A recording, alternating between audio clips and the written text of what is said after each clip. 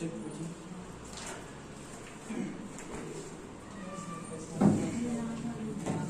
आइए हम लोग जो है नर जनन के बारे में देखने जा रहे हैं। ठीक है, सबसे पहले ये बात यहाँ पर क्लियर हो जानी चाहिए, हम नर जनन की बात कर रहे हैं, मेल रिप्रोडक्टिव सिस्टम की बात कर रहे हैं, लेकिन केवल और केवल मानव जनन तंत्र की हम बात करेंगे यहाँ पर। ठीक है, अन्य किसी स्पीशीज को आपको नहीं लेना है यहाँ पर। ये जो हम आपको सिस्टम बतला रहे हैं ये केवल ह्यूमन बींग्स के लिए एप्लीकेबल यहाँ पर है। ठीक है, हालांकि कुछ केसेस में अन्य जाति के केस में भी एप्लीकेबल होता है, लेकिन अभी आपको मान के चलना है ये जो सिस्टम आपको बतला रहे हैं, अभी हम आपको ह्यूमन के केस में, मनुष्य के केस की हम बात कर रहे हैं। ठीक है, सबसे पहला जो टर्म है आपका वृषण कोश। सबसे पहले हम क्या करते हैं, जितने भी टर्म्स हैं उस टर्म्स को एक बार ब्रीफ कर लेते हैं। इसमें क्या है आपका नर जनन के अंतर्गत कुछ स्पेशल, कुछ विशेष संरचनाएं आती हैं, और जो मुख्य संरचनाएं आती है उन मुख्य संरचनाओं को हम देखते हैं। पहला है आपका वृषण कोश। ठीक है, जहां पर वृषण भंडारित होते हैं, पाए जाते हैं। दूसरा है आपका वृषण, तीसरा है आपका अधिवृषण, चौथा है शुक्रवाहक, पांचवा है सहायक जनन ग्रंथि जिसे हम लोग अंग्रेजी में कहते हैं एक्सेसरी रिप्रोडक्टिव ग्लैंड्स। 6 है आपका स्खलन वाहिका जिसे हम लोग अंग्रेजी में कहते हैं इजाकुलेटरी डक्ट। 7 नंबर में आपका मूत्रमार्ग जिसे यूरेथ्रा के नाम से जानते हैं, और सबसे लास्ट में आपका पेनिस। तो इन 8 संरचनाओं के बारे में हम आने वाले टॉपिक्स में पढ़ेंगे। ठीक है, और बारी बारी से पढ़ेंगे। तो पहले आप लोग हेडिंग लगा लीजिएगा वृषण कोश। सारे बच्चे हेडिंग लगाइएगा वृषण कोश।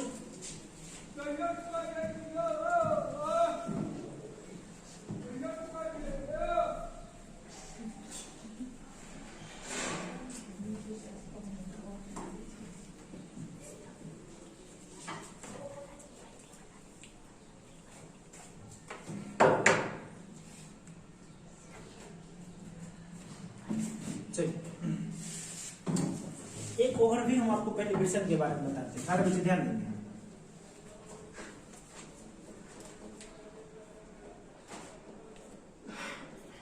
देखिए वृषण की बात कर रहे हैं जिसे हम क्या करते हैं टेस्टिस। और आपने पहला चैप्टर में, फर्स्ट चैप्टर में पढ़ा था गोनाड। एक टर्म हम आपको बताए थे गोनाड, शायद आपको याद हो। गोनाड के बारे में मैंने आपको बताया था कि गोनाड जो होता है वह शरीर की संरचना होती है, या शरीर का वह अंग होता है, वह भाग होता है जहां पर युग्मक बनते हैं। जहां पर क्या बनते हैं, युग्मक बनते हैं। जहां पर क्या बनते हैं, युग्मक बनते हैं। तो उसी संरचना या उसी अंग को हम लोग क्या कहते हैं, गोनाड कहते हैं।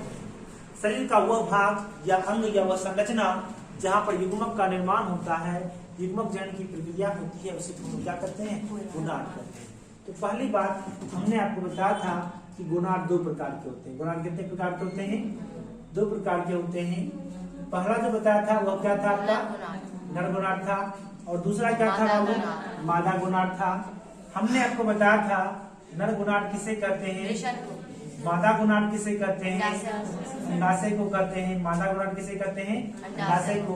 वृषण को अंग्रेजी में क्या कहते हैं, टेस्टिस कहते हैं। अंडाशय को क्या कहते हैं, ओवरी कहते हैं, है ना। चलो यहाँ से कोई दिक्कत नहीं।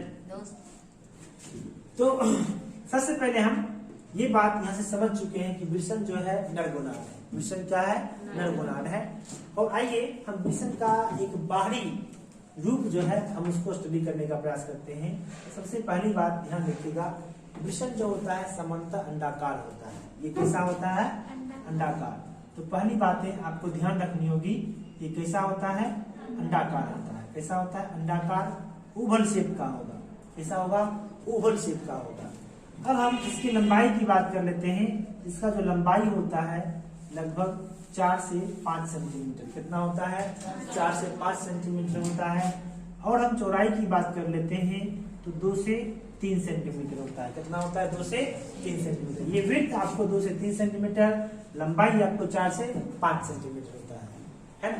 तो ये आप एक ओवरव्यू वृषण के बारे में समझे।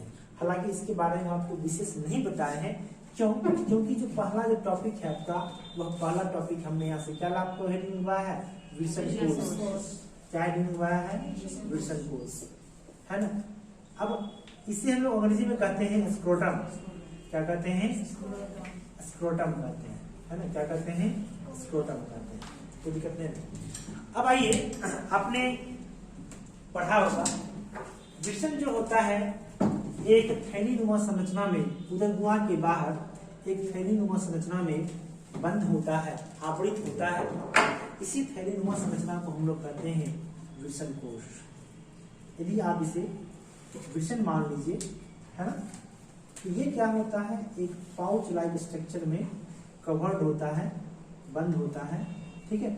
और इसी स्ट्रक्चर को हम लोग क्या कहते हैं? वृषण कोश कहते हैं। क्या कहते हैं? वृषण कोश कहते हैं। कोई दिक्कत नहीं है सर। अब आइए वृषण कोश के बारे में हम कुछ विशेष बातें हम आपको बताने जा रहे हैं, ठीक है। फिर बाद में आपको लिखा भी देंगे।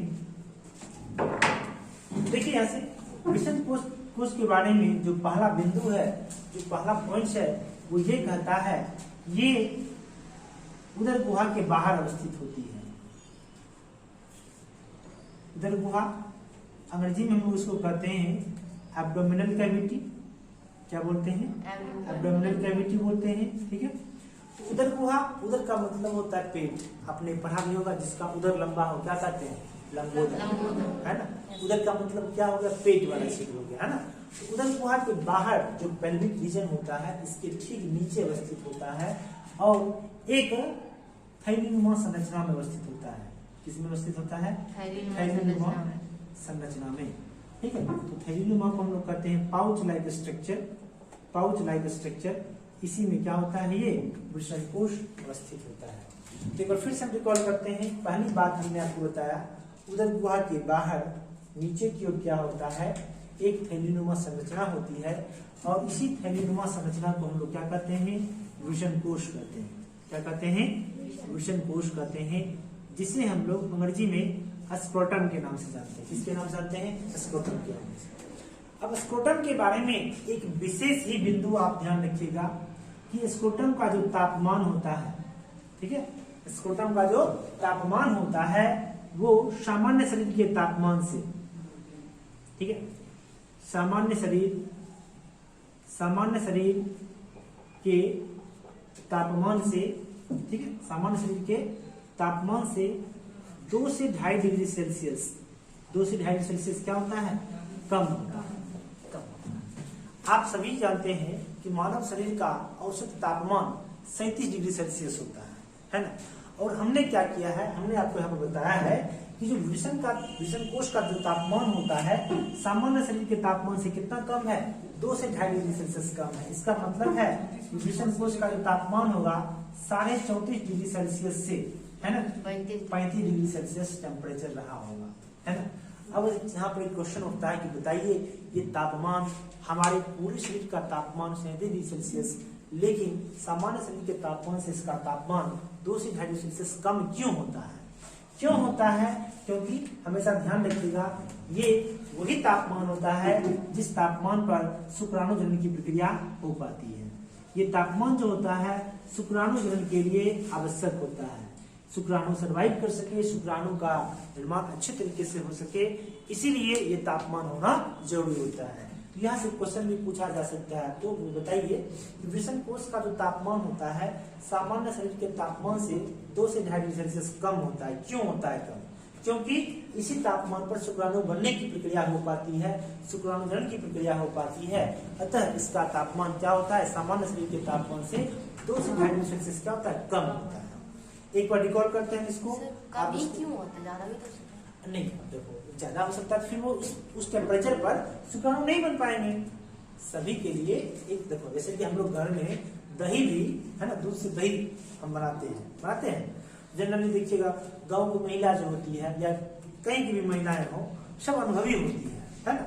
अब देखिएगा जब वो दही बनाने जाती है, जब जोरन लेता है ना, जोरन मतलब कि दही की थोड़ी सी मात्रा जिसको ऐड करती है दूध में, क्या करेगी? पहले दूध को गर्म कर देगी, फिर ठंडा होने के लिए छोड़ देगी। देखिए उंगली डाल करके कि इतना चलो भाई बर्दाश्त हो रहा है कि नहीं हो रहा है, उंगली डाल थोड़ा सा हल्का गर्म रहता है तो वो डालती है, नहीं डालती है। इसका मतलब है कि वो भी इस चीज को जांच रही है कि टेम्परेचर कितना रहे, है ना, कि बैक्टीरिया जो है उचित मात्रा में पनप पाए, उचित मात्रा में वृद्धि कर पाए। इसका मतलब कहीं कहीं जो उंगली डाल करके हम चेक करते हैं वो टेम्परेचर को चेक करते हैं, है ना। इतना गर्म रहना चाहिए कि हमको जो है प्रभावित नहीं करे, है ना।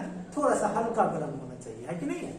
इस चीज को हम थोड़ा सा जांचते हैं तब डालते। इसका मतलब है कि देखिए हमारे पर्यावरण में जितने भी प्रकार के जीव रहते हैं सभी के लिए एक खास तापमान चाहिए, है ना। अभी यदि यहाँ का वातावरण का तापमान 60-70 डिग्री सेल्सियस से एबव हो जाए तो हम लोग सर्वाइव नहीं कर पाएंगे, संभव है नहीं कर पाएंगे सर्वाइव, है ना। लेकिन वही कुछ और हम अदर कुछ बैक्टीरिया को देखते हैं, कुछ अन्य जीवाणुओं को देखते हैं जो गर्म झरनों में भी पाए जाते हैं, काफी हॉट एरिया में पाए जाते हैं, है ना। हमारे आसपास को जब पानी का जो माध्यम में जो पानी का जो नेचर है उसमें लवण की मात्रा एक सीमा में है ना। लेकिन हमारे इधर जो मछलियां होती है पानी में, उन मछलियों को आप समुद्र के पानी में रख दीजिएगा तो सर्वाइव नहीं कर पाएगी, वो मर जाएगी। क्यों? क्योंकि सबका अपना अपना एक अनुकूलन होता है, उसी अनुकूलन में वही सर्वाइव कर पाते हैं। समझे बात? कोई दिक्कत नहीं। तो ये बातें यहाँ से क्लियर हो चुकी हैं। हमने आपको पहले बताया एक वृषण जो होता है ना, एक सामान्य वृषण का जो आकार होता है लंबाई में कितना होता है, 4 से 5 सेंटीमीटर होता है। वही हम चौड़ाई की बात कर ले तो कितना होगा, 2 से 3 सेंटीमीटर होगा। और फिर हम बात कर लेते हैं, किसकी बात कर लेते हैं, इसके आकार की बात कर लेते हैं, है ना। इसकी आकृति की बात कर लेते हैं। इसकी आकृति कितना होता है, क्या होता है आपका, अंडाकार होता है। कैसा होता है, अंडाकार होता है, यानी कि ओवल शेप में होता है। और जब इसकी संख्या की बात कर लें तो संख्या 2 होती है, यानी कि एक जोड़ा होता है। कितना होता है, एक जोड़ा होता है।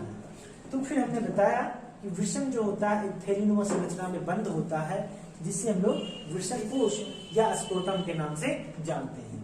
इसका तापमान सामान्य शरीर के तापमान से 2 से 2.5 डिग्री सेल्सियस क्या होता है, कम होता है। और हम बात कर लेते हैं ये तापमान क्यों जरूरी होता है, शुक्राणुजनन की प्रक्रिया के लिए तापमान क्या होता है, आवश्यक होता है। अतः शुक्राणु बनेगा, शुक्राणु का निर्माण होगा, लेकिन इसके लिए क्या तापमान चाहिए, सामान्य शरीर के तापमान से 2 से 2.5 सेल्सियस क्या होना चाहिए, कम होना चाहिए, है ना। उम्मीद करते हैं कि वृषण कोश के बारे में जितनी जानकारियां यहाँ पर आपको दी जा रही है आप समझ गए होंगे। कोई दिक्कत, पीछे वाले बच्चे कोई दिक्कत हो यहाँ पर नहीं, आगे बढ़े। तो वृषण कोश लिख कर रह दीजिएगा, इसमें दिखाते हैं आपको, लिखिएगा। मानव नर जनन तंत्र के अंतर्गत, मानव नर जनन तंत्र के अंतर्गत मानव नर जनन तंत्र के अंतर्गत एक वृषण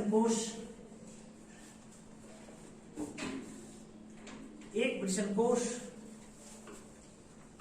पाया जाता है,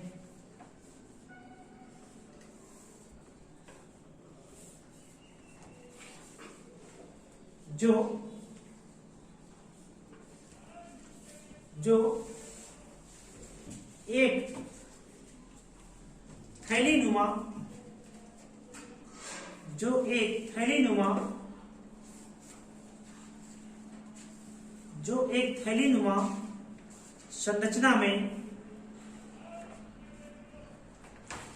एक थैलीनुमा संरचना में बंद होते हैं, जो एक थैलीनुमा संरचना में बंद होते हैं।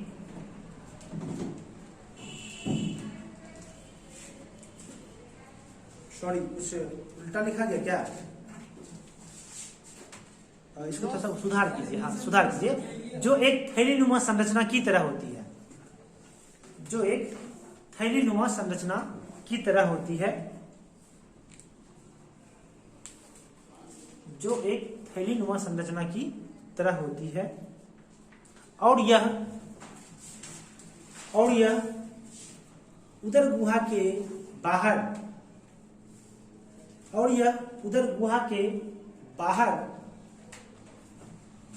अवस्थित होती है।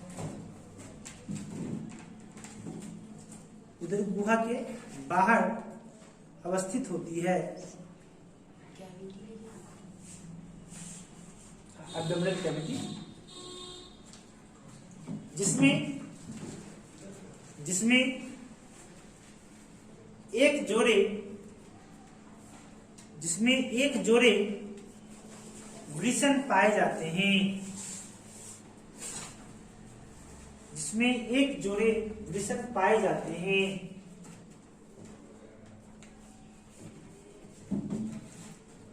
नेक्स्ट पॉइंट, वृषण कोश का तापमान, स्क्रोटम का तापमान, जो लिखना है आपको लिख सकते हैं, वृषण कोश या स्क्रोटम। वृषण कोश का तापमान सामान्य शरीर के तापमान से, वृषण कोश का तापमान सामान्य शरीर के तापमान से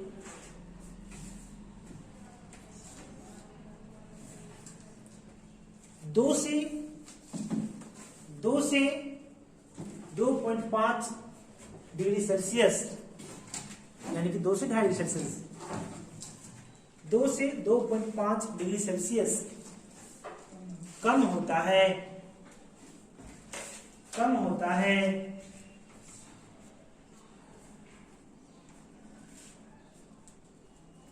और यह तापमान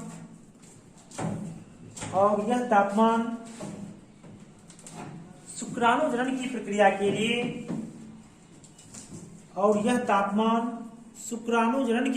के लिए, आवश्यक होता है।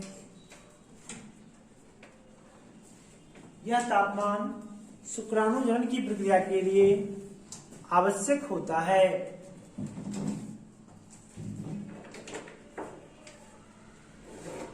तो हमने आपको यहाँ पर क्या बताया, मानव नर जनतंत्र के अंतर्गत कुछ संरचनाएं आती हैं, है ना, और उन संरचनाओं को हमने पेन डाउन किया, और उसके अंतर्गत पाई जाने वाली जो पहली संरचना थी उसको हमने वृषण कोश कहा। वृषण कोश एक थैलीनुमा संरचना की तरह होती है, जिसका तापमान सामान्य शरीर के तापमान से 2 से 2.5 डिग्री सेल्सियस कम होता है ना, और इसमें एक जोड़े वृषण यानी कि टेस्टिस पाए जाते हैं। अब जो सेकेंड पॉइंट हम आपको लिखाए थे वृषण, इसको लिख करके डैश दीजिएगा। वृषण, जिसे हम लोग अंग्रेजी में कहते हैं टेस्टिस, क्या कहेंगे, टेस्टिस। एक वचन की बात करेंगे तो TESTIS, और बहुवचन की बात करेंगे तो TES। अब आइए हम वृषण के कुछ पॉइंट्स के बारे में पढ़ते हैं। सबसे पहले आपको ये पता होना चाहिए, मानव नर जनतंत्र के अंतर्गत इसकी संख्या कितनी होती है, 2 होती है, यानी कि 1 जोड़े होती है। अब आइए हम इसको पॉइंट वाइज करते हैं। सबसे पहले हमने जो है इसकी संख्या बताया, कितनी होती है, 2 होती है। कहाँ अवस्थित होता है, तो अवस्थित होता है वृषण कोश में।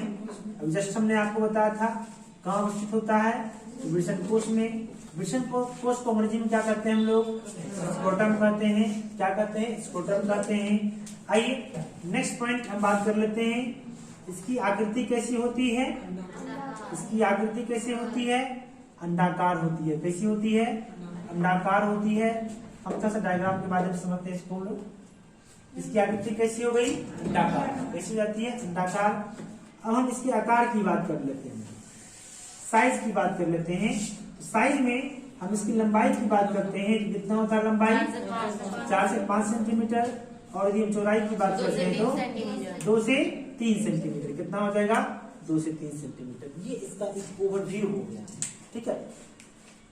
तो एक बार फिर से रिकॉल करते हैं इसको। सबसे पहले हमने आपको बताया वृषण जो होता है मानव नर जनतंत्र के अंतर्गत इसकी संख्या 2 होती है, यानी कि 1 जोड़ी होती है, जो एक थैलीनुमा संरचना वृषण कोश में अवस्थित होती है, और इसकी आकृति कैसी होती है, अंडाकार। लंबाई की बात करें तो कितना होगा, 4 से 5 सेंटीमीटर। चौड़ाई की बात करें कितना होगा, 2 से 3 सेंटीमीटर होगा। इतनी बातों को लिखते हैं पहले। लिखिए, मानव नर जनतंत्र के अंतर्गत, मानव नर जनतंत्र के अंतर्गत, मानव नर जनतंत्र के अंतर्गत एक जोड़ा वृषण पाया जाता है।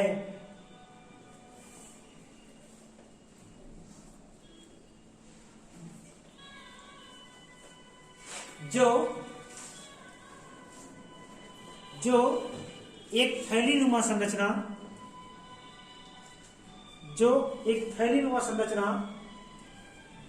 वृषण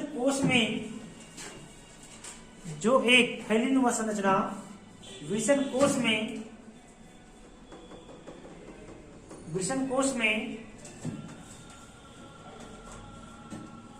अवस्थित होते हैं।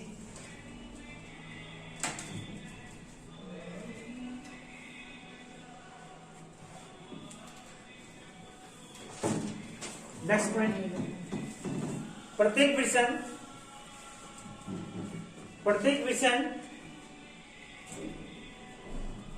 एक घने आवरण से घिरा होता है। प्रत्येक वृषण एक घने आवरण से घिरा होता है, जिसकी आकृति या ऐसे लिखिएगा, घिरा होता लिखिए, पूर्ण नाम देख फिर लिखिएगा। वृषण की आकृति, नेक्स्ट पॉइंट लिख दीजिएगा, वृषण की आकृति अंडाकार होता है।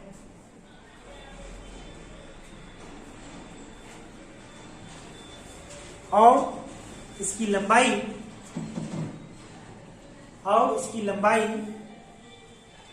4 से 5 सेंटीमीटर और चौड़ाई 2 से 3 सेंटीमीटर होती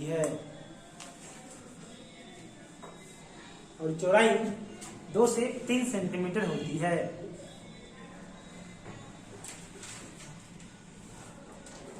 यहां तक के कोई दिक्कत? आइए हम बस एक बिंदु और पढ़ते हैं, इसके बाद हम जो है अगले क्लास में पढ़ेंगे हम लोग। सबसे पहली बात, हमने आपको जैसा बताया, इसकी संख्या कितनी होगी? 2। कहाँ पाया जाएगा? आकृति कैसी होगी? लंबाई कितना होगा? 4 से 5, चौड़ाई कितना होगा? 2 से 3 सेंटीमीटर। अब आइए, प्रत्येक वृषण में 250 कंपार्टमेंट्स होते हैं। कितने कंपार्टमेंट्स होते हैं? 250 कक्ष होते हैं। क्या होता है? 250 कक्ष होता है। ठीक है, इस छोटे से वृषण में आपको 250 कक्ष देखने को मिलते हैं। इस ढंग से आपको जो है 250 कक्ष पूरे वृषण में होता है। जिस तरह से आपने यहाँ पे देख रहा है, ये एक कक्ष, ये कक्ष, ये कक्ष, ये कक्ष, है ना। और प्रत्येक कक्ष को हम लोग कहते हैं वृषण पालिका। क्या बोलते हैं इसको हम लोग? वृषण पालिका। आपको याद है एक परागकोश में कितने पाली हुआ करते थे समांतर? 2 नहीं, 2 पाली, त्रिपालिक। लेकिन इसमें 250 पाली होता है, 250 कक्ष होता है। कितना कक्ष होता है? 250 कक्ष होता है। ध्यान रखिएगा इसको। एक चीज और जो कि यहाँ से स्किप हो रहा है, प्रत्येक वृषण जो होता है ना, प्रत्येक वृषण प्राथमिक लैंगिक अंग का प्रतिनिधित्व करता है। प्राथमिक लैंगिक अंग का प्रतिनिधित्व करता है, यानी कि प्राइमरी सेक्स ऑर्गन, इसको हम लोग क्या बोलते हैं? प्राइमरी सेक्स ऑर्गन का ये रिप्रेजेंटेशन करता है। प्राथमिक लैंगिक अंग, ये प्राथमिक लैंगिक अंग है क्योंकि आपको ये जन्म से ही प्राप्त होता है ना। याद है हमने आपको बताया था द्वितीयक लैंगिक लक्षण, जो जन्म के बाद जब हम जीवन में आगे बढ़ते हैं, वृद्धि करते हैं, विकास होता है, तो आपके शरीर में द्वितीयक लैंगिक लक्षण दिखाई देता है। लेकिन यहाँ पर हम बात कर रहे हैं कैसे लक्षण की बात कर रहे हैं? प्राथमिक की बात कर रहे हैं। तो प्राथमिक लैंगिक अंग होता है वृषण, और प्राथमिक लैंगिक अंग में भी ये प्राथमिक नर लैंगिक अंग होता है। क्या होता है? नर। प्राइमरी मेल सेक्स ऑर्गन होता है। ये क्या होता है? मेल सेक्स ऑर्गन होता है। ठीक है, प्राथमिक लैंगिक अंग 2 प्रकार के होते हैं। एक नर का होता है जिसे वृषण कहते हैं, और एक दूसरा मादा का होता है जिसे हम लोग अंडाशय कहते हैं। तो मादा प्राथमिक लैंगिक अंग किसे कहेंगे हम लोग? अंडाशय। लेकिन नर प्राथमिक लैंगिक अंग किसे कहेंगे? नर किसे कहेंगे? वृषण। नर किसे कहेंगे? वृषण कहेंगे। ठीक है, तो ये नर प्राथमिक लैंगिक अंग हो गया, और ये आपका अंडाशय जो होता है मादा प्राथमिक लिंग में होता है। कोई दिक्कत नहीं ना। एग्जाम में आपको जो है वृषण के 2 कार्य पूछे जाते हैं, इसका 2 फंक्शन बताइए। तो पहला फंक्शन ध्यान रखिएगा, ठीक है। हालांकि हम आने वाले टॉपिक्स में और भी अध्ययन करेंगे यहाँ पर। इसका जो पहला फंक्शन होता है इसको मिटा देते हैं, है ना।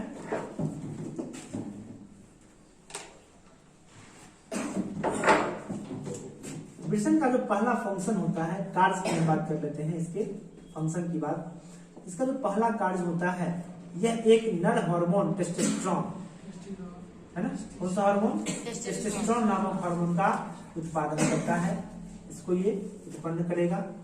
दूसरा फंक्शन, ये शुक्राणु निर्माण की प्रक्रिया को, है ना, शुक्राणु बनने की प्रक्रिया का एक स्थल है जहां पर शुक्राणु का निर्माण होता है। यानी कि वृषण शुक्राणुओं का उत्पादन करता है। वृषण किसका उत्पादन करता है? शुक्राणु का उत्पादन। तो हम यहाँ से 3 पॉइंट अभी लिखेंगे। पहला पॉइंट हम लिखेंगे वृषण जो होता है किस अंग का प्रतिनिधित्व करता है? नर प्राथमिक लिंग का प्रतिनिधित्व करता है। और दूसरा पॉइंट हम लिखेंगे इसके कार्य के बारे में। जो 2 कार्य इसके कम से कम याद रखिएगा, ये मूल कार्य है, टेस्टोस्टेरोन का उत्पादन करना और शुक्राणुओं का उत्पादन करना। शुक्राणु क्या होता है? नरयुग्मक होता है। शुक्राणु क्या होता है? नरयुग्मक। इसे हम लोग अंग्रेजी में क्या कहते हैं? स्पर्म कहते हैं। क्या कहते हैं? स्पर्म कहते हैं। तीसरा पॉइंट जो हम लिखेंगे यहाँ से, इसमें कितने कक्ष होते हैं? 250। कितने कक्ष होते हैं? 250 कक्ष। और प्रत्येक कक्ष को क्या कहते हैं? वृषण पालिका। यहाँ से भी आपको क्वेश्चन पूछा जाए कि बताइए एक सामान्य वृषण में कितने कक्ष या कंपार्टमेंट्स होंगे? तो 250। यदि पूछ देगा, इसी क्वेश्चन को मॉडिफाइड करके पूछ देगा कि बताइए एक वृषण में कितने वृषण पालिका होती है? 250। क्योंकि प्रत्येक कक्ष को, प्रत्येक कंपार्टमेंट्स को क्या कहा है? एक पालिका है, एक वृषण पालिका कहा है। तो इस तरह से कुल वृषण पालिका की संख्या कितनी हो जाएगी? 250 हो जाएगी। जब हम एक कक्ष को कहेंगे हम एक पाली, है ना, एक वृषण पालिका, तो इस तरह से कितने कक्ष है? 250 वृषण पालिका हो गया। कोई दिक्कत नहीं ना। उम्मीद करते हैं कि आप इन चीजों को समझ चुके हो। तो देखिएगा,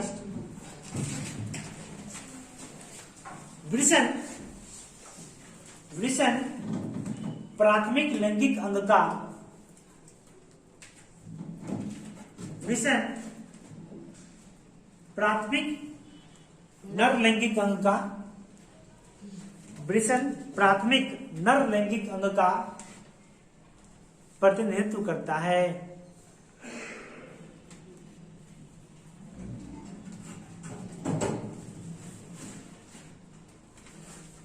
अब कार्य लिख कर रह दीजिएगा। पहला कार्य लिखिएगा, फर्स्ट फंक्शन,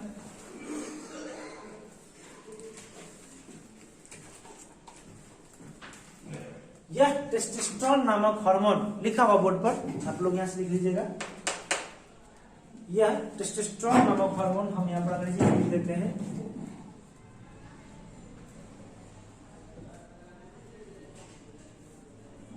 यह टेस्टोस्टेरोन नामक हार्मोन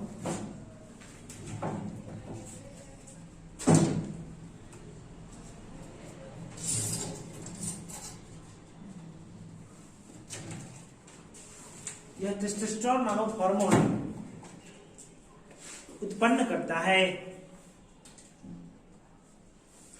यह टेस्टोस्टेरोन नामक हार्मोन उत्पन्न करता है। दूसरा फंक्शन लिखिएगा इसका, दूसरा कार्य, यह शुक्राणुओं का उत्पादन एवं भंडारण करता है।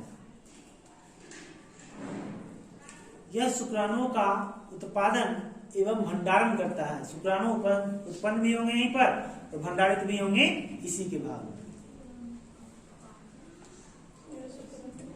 यह शुक्राणु का उत्पादन एवं भंडारण करता है। सबसे अंतिम पॉइंट लिखिएगा, प्रत्येक वृषण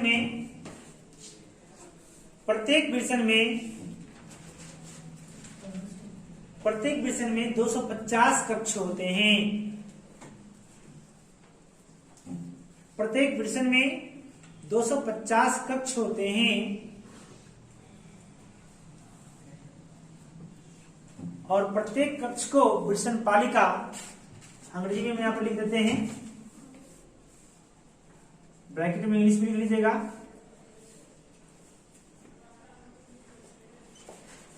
और प्रत्येक कक्ष को वृषण पालिका ब्रैकेट में टेस्टिकुलर लोब्यूल कहा जाता है। टेस्टिकुलर लोब्यूल कहा जाता है। तो इस तरह से बताइए, एक वृषण में वृषण पालिका की संख्या कितनी हो जाएगी? 250। यदि डायरेक्ट आपको कक्ष पूछेगा वो भी कितना हो जाएगा? 250। तो बताइएगा वृषण का लंबाई कितना होगा? 4 से 5, 2 से 3 है। 2 से 3 क्या होगी इसकी चौड़ाई, है ना? कोई दिक्कत नहीं है। कहाँ अवस्थित होंगे? वृषण कोश में। वृषण कोश का तापमान क्या होगा? 34.5 से 35 सेल्सियस तापमान, है ना? तो किन्हीं को कोई दिक्कत यहाँ तक समझने में? उम्मीद करते हैं कि आप इन तमाम चीजों को समझ चुके होंगे। विशेष आगे का जो भाग है अगली क्लास में आपको पढ़ाएंगे।